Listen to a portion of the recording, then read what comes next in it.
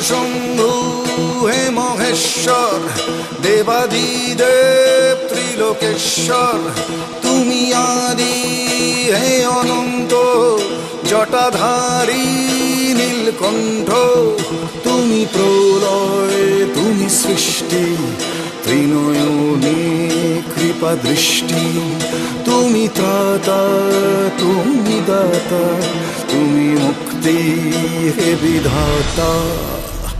ওম নমঃ শিবায়।